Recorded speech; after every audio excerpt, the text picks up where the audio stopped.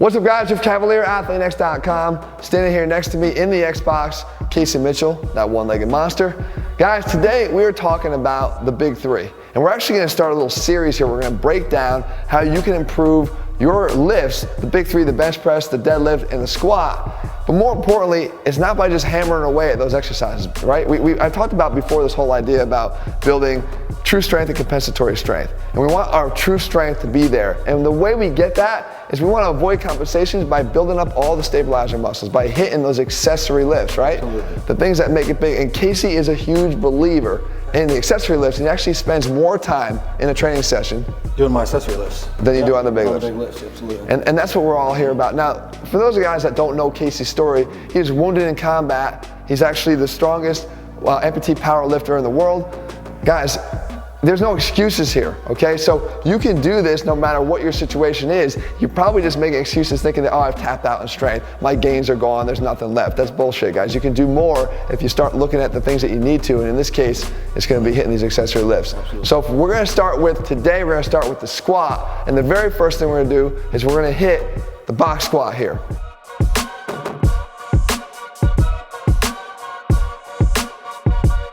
So now the box squat, what is your main reason why you use this as one of your big main accessory lifts here? One, it's going to build confidence in the squat. You know, that's a number one thing I feel like people fear is the squat, and you know, coming down with heavier weight. You have something here. It's going to give you a little bit more of confidence. You know. Yeah. The other one is explosion. When you come down with the squat, you come down to a complete stop, and the only way to get up is to fire out of the hole, and that's going to help you with your main squat. When you kind of come down and you kind of finally break the plane, and when you get ready to fire out of there, it's building those muscles to the explosive muscles, and it's a huge thing that a lot of people do is when they get to the squat, that's where they get buried at. And a lot of guys, when they do the box squat, they don't pause at the bottom, right? They'll just come, they'll just kind of tap their ass on it and come out. Yeah. But almost, for me, that's a different purpose in training. I mean, if you're going for explosivity here, zero momentum, absolutely. I mean, and I like to pause anyway at the bottom of any squat. What about height?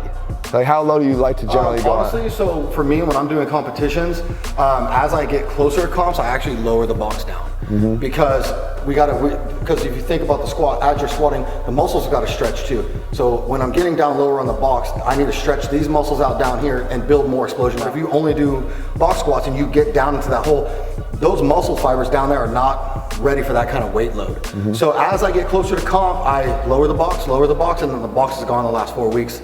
And that's strictly my training. That's not how a lot of powerlifters train.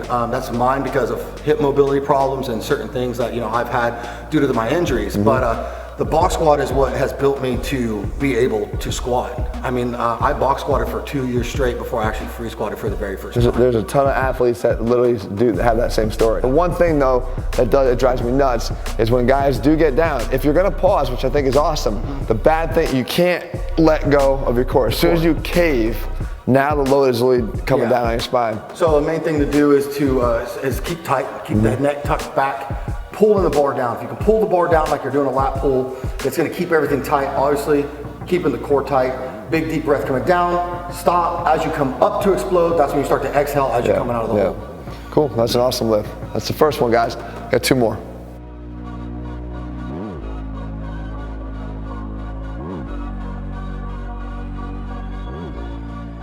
All right, the second accessory lift is the good morning. Now this is a lift that I've actually talked about before that I actually hate, but hate only because most people screw this up entirely wrong, right? Yeah, they do. The back. Totally. They lead with that back, and it's not just the back. It's really, honestly, I feel like 20% back. It's something that I feel like if you're not feeling in your hamstrings and your glutes, you're doing it improperly. You should walk away from this with like no back pain. You could have a slight back pump depending on rep range, but this is not something where you walk out of here and your back should be like aching you at any point. You should actually be coming out of here with your hamstrings and your glutes like firing off. Yeah, well, I mean, again, done properly, I actually think it's one of my favorite exercises because it teaches the hip hinge. Yes. The hip hinge is literally critical, especially if you're gonna do the box squats. Absolutely. If you don't have good hip hinge, you're not gonna hit it right. The thing too is bar path. Right? Your bar path, when you do it, literally is almost going completely vertical. Yeah. Whereas most people, when they do it and they screw it up, they've got it here, and the first move is forward. The bar literally goes forward 4, 5, 6 inches, which is going to put all that load on the low back in an unsafe way. But you're doing it because, why? Because that hinge is totally. It's part of the squat. Right. You know? And you know, yeah, you'll see a lot of people, they go to these good mornings, they get dumped over. Right. It's because they're allowing that bar to get out in front of them like that. You know, and another thing with the, you know, the good morning, it's not something that you need to sit here and stack tons of weight on and go for a couple reps. That's not what it's about. So like, you know, we got 225 here, did it for 5 very easy ones. You know, something obviously I could probably hit for 10, and that's good. You know, could I go up to, you know, can you get stronger at this? Absolutely. But this is not something where I feel like you should be doing 1 to 3 rep ranges at by any means. Right. When you're working on it from an accessory standpoint, you're just trying to hit quality reps, and again, keep it within a rep range that isn't necessarily going to be pushing you to the max. Absolutely. Right?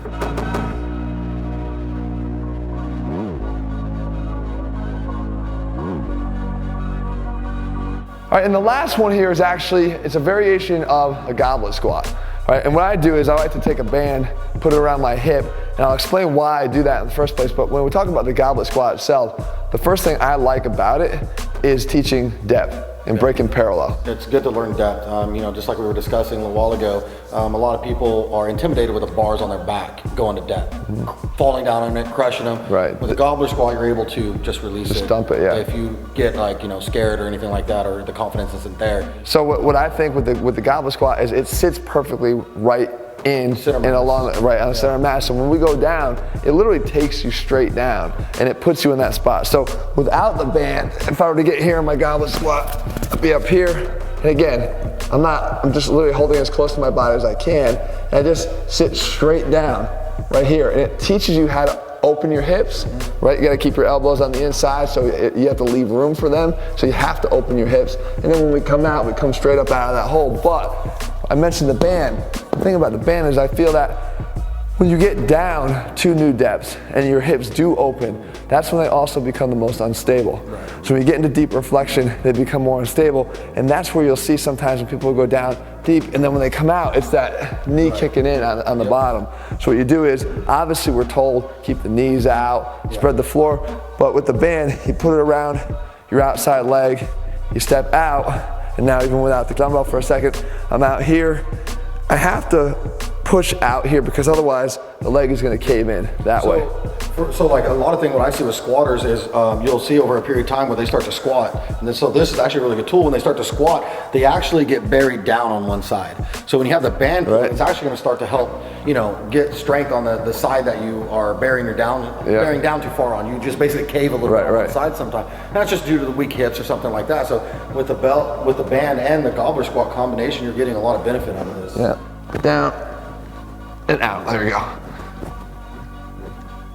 And I'm fighting it. It wants to pull me in here. You're not really looking for max out here. Like, this is really technique once again. Technique, good volume. Exactly. Stabilizer muscles and things like that down on the hips, the adductors and things like that, you know, are going to come into play with all this stuff, you know. And a lot of times, no matter how heavy you can squat, the hips can still be incredibly weak. Yeah. They may not tolerate a whole hell of a lot of load. And the cool thing about the band is you can self-regulate, step further, step further, step further, especially as you get stronger and stronger. But there, guys, that's 3 of the accessory lifts that are going to help you to start building that squat back up again. Like I said, don't easily give in and think that you've maxed out your strength. As I said, that there's this true strength and then there's compensatory strength. You can't keep trying to get your strength through compensation because ultimately it's going to break you down. You got to look for how to build your true strength, and sometimes it means hitting some of the smaller exercises to help you to strengthen up those weak links in the chain to get that to start going back up again. A lot of guys, I get talked to a lot about, because I am a powerlifter, strength guy. It's, well, I'm at a plateau. Why am I at a plateau? And then I'm like, well, do you do these exercises? And 99% of the time it's like, no. Right. Well, that's why you're hitting a plateau. Or spend the time that you do on them. Right. Or spend more time. You know, when people are wanting to, when we powerlift, we spend a lot of energy doing those big lifts. I got that. It wears you down. But you got to kind of buckle down and go hit those accessories, and you got to hit them a little bit harder than what you're doing over here, and you got to really, really focus on them because it's going to transition to your big lift. And if you are hitting those plateaus, you feel like you're stuck, or you just in your head think you can't get stronger, go harder on the accessories. The plateau is going to go away. Yeah, each of these is addressing a slightly different problem area within the squat. And again, put together is a pretty comprehensive and condensed version so that the guys can benefit from not having to load it up or start spending hours and hours and hours additional to what they're already doing. You may be weak in the hole, and then all of a sudden you do all the accessories and you get strong in the hole, and then all of a sudden your lockout on your squat is terrible. So now we got to figure out why, and then we got to do the accessories to attack that. So guys, there you have it from the monster himself. I know why they call him the monster, guys. He came in here, he tore this place up, but that's the way it's supposed to be.